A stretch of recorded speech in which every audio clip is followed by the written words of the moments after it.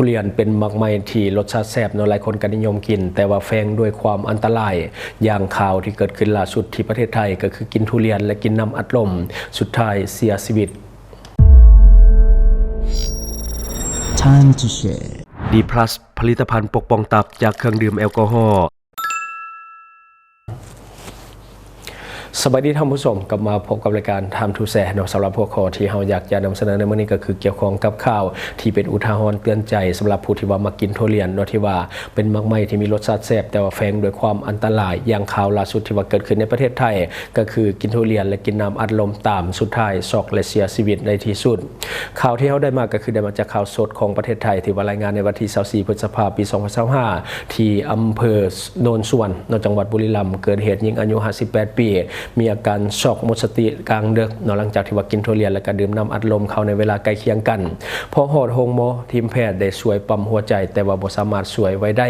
ผัวของผู้เสียชีวิตได้เล่าว่าประมาณ14โมงหรือว่า2โมงกลางเว้นเมียของตนเองได้เอาไปซื้อทุเรียนมากินซึ่งว่ากินไปประมาณ2ภูน้อยๆและก็เวลาต่อมาตอน16โมงได้มีการไปซื้อน้ำอัดลมมากินอีก1ตุกหลังจากนั้นก็ปกติทุกอย่างจนถึงเวลาตอนแรงมาผู้เป็นเมียบอกว่ารู้สึกแน่นหน้าหายใจบ่ออกและก็ส่วนเมียไปห้องหมอแต่ว่าเมียปฏิเสธก็คือบ่อยากไปบ่อยากรบกวนพี่น้องในการนำพาไปส่งห้องหมอ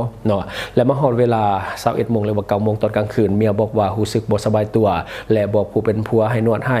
พอฮอดเวลา2โมงกลางคืนหรือว่าวันใหม่ก็บอกอีกว่าแน่นหน้าและก็ออกมานั่งอยู่หน้าเฮือนผู้ที่ว่าเป็นผัวก็มีอาการเริ่มบ่ดีปานใดจึงได้บอกให้ข้างเฮือนช่วยโทรหากู้ภัยแต่ก่อนที่กู้ภัยจะมาฮอดผู้ที่ว่าเป็นเมียก็หมดสติแล้วจึงได้ให้ค้างเหือนหรือว่าคนใกล้เคียงกันพาไปแทนพอไปหอดห้องหมอทีมแพทย์ได้ช่วยปั๊มหัวใจประมาณ30นาทีแต่ว่าบ่สามารถที่จะช่วยได้สุดท้ายก็เสียชีวิตแพทย์หมอได้วินิจฉัยว่าเสียชีวิตเพราะว่ากล้ามเนื้อหัวใจขาดเลือดกระทันหันทางด้านผัวเชื่อว่าสาเหตุมาจากผู้เป็นเมียมีพยาธิที่เป็นความดันหรือว่าตั้งทรงและก็กินทุเรียนบวกกับว่าดื่มน้ำอัดลมเข้าไปดื่มจึงเหตุให้เกิดความดันเลือดสูงจนเหตุให้เกิดภาวะช็อก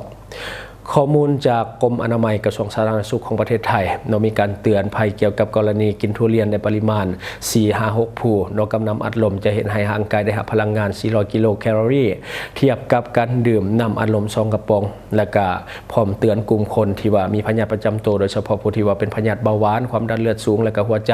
ควรหลีกเลี่ยงเพราะว่ามีผลต่อปริมาณน้ำตาลและก็ห้ามกินทุเรียนคู่กับเครื่องดื่มที่มีธาตุเหล้าเพราะจะเฮ็ดให้ร่างกายเกิดความร้อนสูงและก็เสี่ยงที่จะเสียชีวิตได้นั่นก็คือเหตุการณ์ล่าสุดที่ว่าเกิดขึ้นในประเทศไทยก็คือในจังหวัดบุรีรัมย์ของประเทศไทยได้มีผู้หญิงเสียชีวิตหลังจากที่ว่ากินทุเรียนและก็น้ำอัดลมติดต่อกันในระยะเวลาไล่เลี่ยกันซึ่งเหตุให้ระดับน้ำตาลเพิ่มขึ้นสูงและก็ความดันเพิ่มขึ้นเช่นกันฉะนั้นจึงเหตุให้ช็อกและก็หมดสติสุดท้ายเสียชีวิตในที่สุด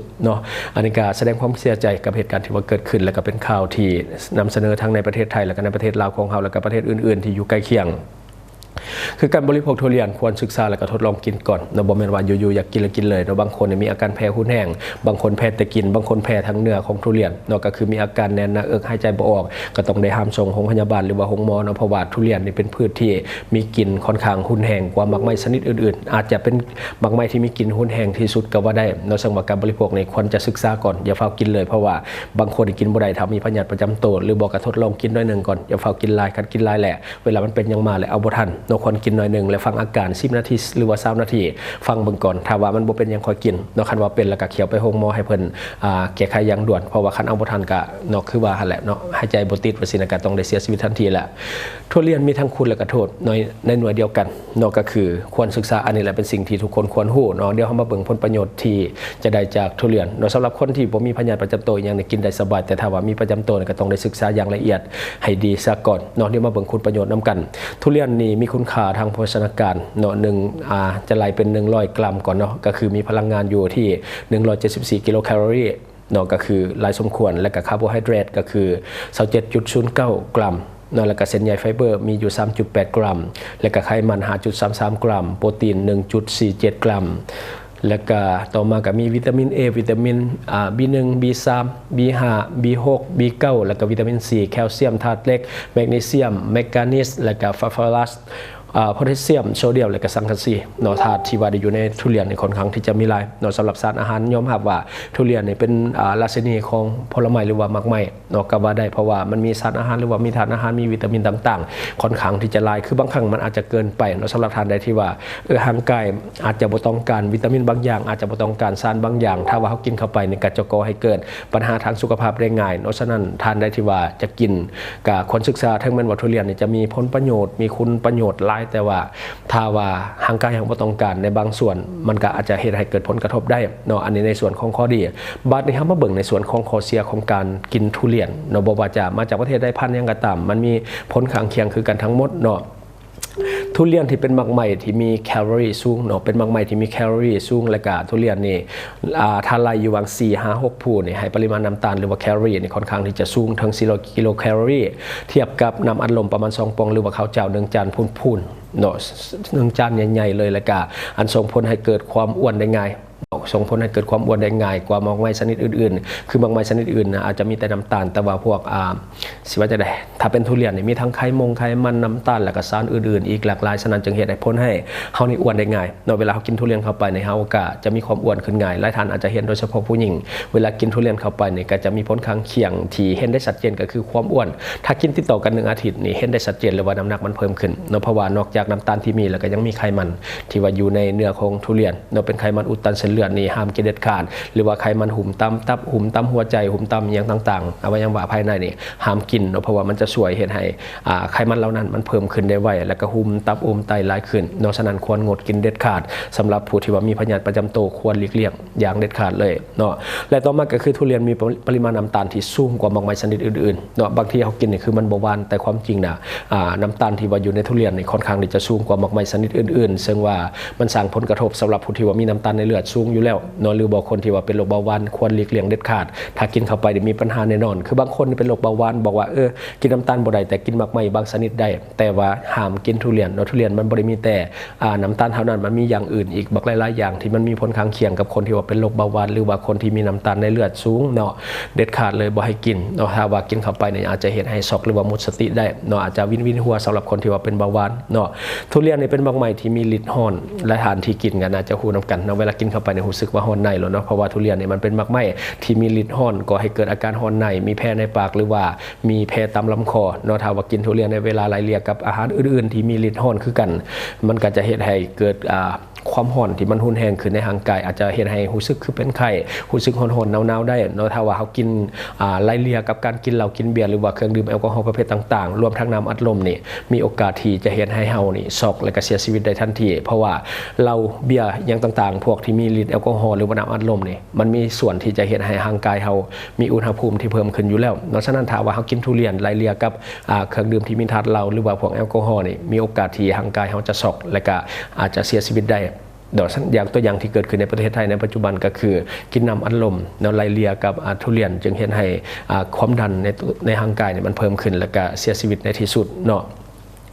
ทุเรียนนี่เป็นมักไหม้ที่มีกลิ่นคิ้วหุ่นแห้งอันนี้ปฏิเสธบ่ได้เลยว่ามันยังบ่มีมักไหม้ชนิดใดเลยที่ว่ากลิ่นหุ่นแห้งเท่ากับทุเรียนเนาะสำหรับผู้บ่มักนี่ก็คือบ่มักแท้ๆห่าง10เมตร20เมตรหรือว่า100เมตรก็ยังแม่นเนาะสำหรับกินทุเรียนอันนี้คือผู้ที่ว่าเขาบ่มักเนาะมันเป็นมักไหม้ที่มีกลิ่นหุ่นแห้งฝรั่งนี่แทบจะกินบ่ได้เลยน้อยนักน้อยหน้าที่จะมีฝรั่งกินทุเรียนได้เนาะเพราะว่าเขาบ่ค่อยมักมักไหม้ที่ว่ามีกลิ่นคิ้วหุ่นแห้งเนาะมีคนจำนวนหลายที่ว่าแพ้กินทุเรียนเกือบจะเป็นลมหรือว่าวินหัวปวดหากหน้ามืดคล้ายจะเป็นลมแล้วก็แห้งถึงขั้นเบื่ออาหารและก็หมดสติคือบางคนเนาะบางครอบครัวนี่ซื้อทุเรียนมาปะไว้ในตู้เย็นคือบางคนที่เขาบ่มักนะเขาไปขายตู้เย็นได้กินทุเรียนนี่มืดๆน่ะกินอาหารบ่ได้เลยเนาะอันนี้คือความหุ่นแห้งสำหรับผู้ที่ว่ามีอาการแพ้โดยเฉพาะคนที่เป็นภูมิแพ้และก็แพ้กินเป็นพิเศษอันแพ้กินเกสรดอกไม้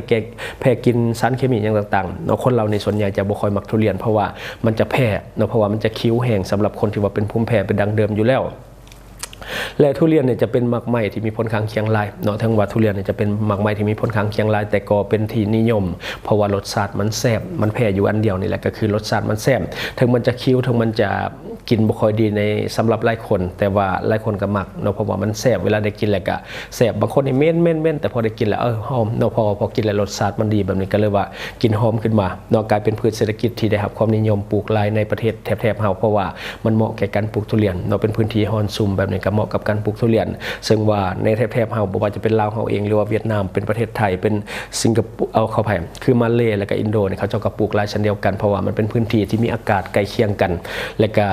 เห็นให้พืชที่เป็นต้นทุเรียนเนี่ยมันจะเจริญเติบโตได้ไวเนาะและทุเรียนนี่กลายเป็นสินค้าส่งออกยอดนิยมและก็เป็นที่ต้องการในตลาดโลกเพิ่มขึ้นเนาะหลังๆมาในเฮาสังเกตเบิ่งการส่งออกทุเรียนค่อนข้างที่จะดุเดือดโดยเฉพาะรายใหญ่อย่างประเทศไทยเขาจะมีการส่งออกทุเรียนไปยังตลาดโลกมันบ่เฉพาะแต่ประเทศจีนยังมีประเทศอื่นๆแต่ว่าประเทศจีนเนี่ยถือว่าเป็นประเทศที่รายใหญ่ในการรองรับทุเรียนจากอาเซียนของเฮาเนาะหลักๆก็คือประเทศไทยแล้วก็ห้องลงมาก็คือเวียดนามแหละเพราะว่าเวียดนามตอนนี้เขาเจ้าก็ผลิตหลายแต่ว่าหลังๆในเวียดนามหยุดการส่งออกค่อนข้างที่จะหลายเนาะลดลงถึง 60% เฮ็ดให้ทุเรียนในเวียดนามนี่ค่อนข้างที่จะอังตลาดมีชาวสวนบางคนเนี่ยยอมตัดทุเรียนทิ่มหรือบ่ก็เอาไปทิ่มหรือบ่ก็ขายในราคาที่มันถูกขายในราคาที่มันลดต้นทุนเนาะอันนี้คือมันเป็นพืชเศรษฐกิจที่กำลังเป็นที่ต้องการของตลาดโลกโดยเฉพาะตลาดจีนที่เป็นตลาดใหญ่ระดับโลกเนาะและประเด็นมาเบิ่ง3ลำดับของประเทศผู้ส่งออกทุเรียนรายใหญ่ในอาเซียนเนาะอันดับที่1คือประเทศไทยค่อนข้างที่จะกวมเปอร์เซ็นต์ลายเนาะเท่าที่เฮาเข้าไปเบิ่งและห้องลงมาก็จะเป็นเวียดนามที่มีการซุ่มปลูกทุเรียนตั้งแต่หลาย10ปีก่อนในปัจจุบันก็เลยว่ามีผลผลิตที่เป็นทุเรียนเนาะแต่ว่าคุณภาพนี่อาจจะยังบ่ได้สู่ทุเรียนที่มาจากประเทศไทยและต่อมาที่มีการส่งออกรายอันดับ3ข้อไป ก็คือประเทศมาเลเซียมีการส่งออกทุเรียนรายเดียวกันเนาะ1 2 3ก็คือไทยเวียดนามและก็มาเลเซียในการส่งออกทุเรียนหลักๆตลาดที่รองรับ3ประเทศนี่ก็คือประเทศจีนเนาะที่ว่ามีการส่งทุเรียนออกไปซึ่งสร้างรายรับเข้าประเทศมหาศาลในแต่ละปีและตอนนี้ก็ฮอตนาทุเรียนเนาะตอนนี้ก็กำลังมีการส่งออกรายและที่สำคัญต่อไปในอนาคตประเทศไทยจะส่งทุเรียนผ่านสปปลาวเฮาทางรถไฟลาวจีนแต่ตอนนี้นะเขาส่งไปประเทศจีนเขาก็ผ่านรถบรรทุกต่างๆนี่แหละที่ว่าเขาส่งไปทางโบเตนอาทิตย์ติดๆกันส่วนหนึ่งก็มีรถมาจากประเทศไทยเป็นจำนวนหลายเช่นเดียวกันเพราะว่าแกสินค้าจากประเทศไทยที่จะขึ้นไปโบเตนแล้วก็ออกไปยังชายแดนจีนนั่นเองเนาะ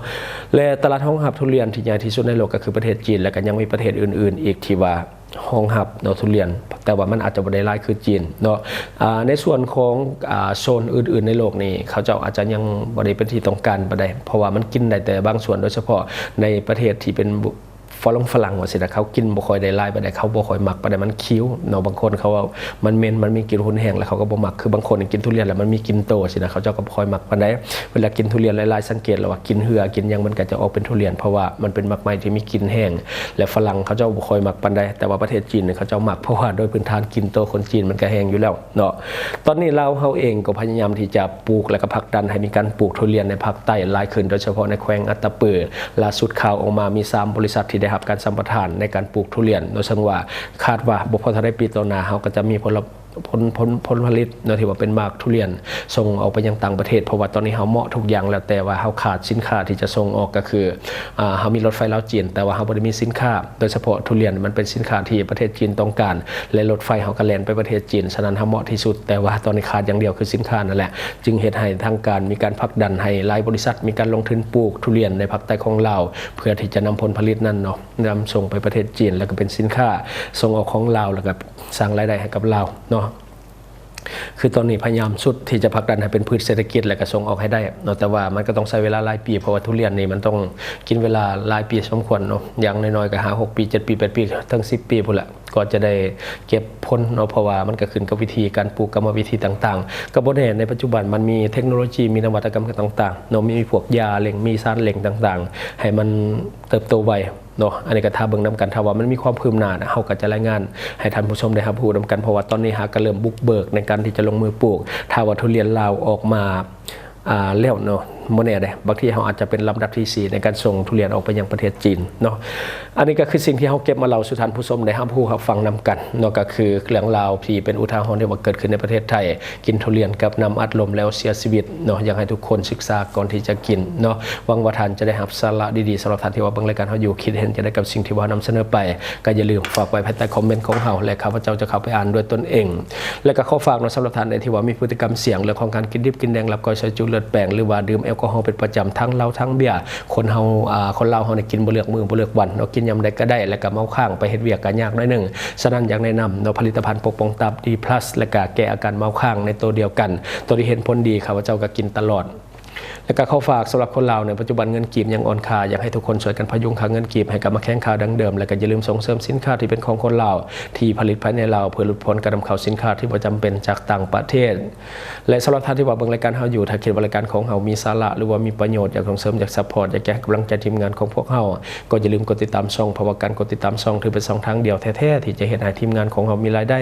และก็มีกำลังใจในการผลิตคอนเทนต์ดีๆแบบนี้ให้ท่านได้ชมเรื่อยๆอย่าลืมให้กำลังใจทีมงานของพวกเฮาโดยการกดติดตามช่องขอขอบใจ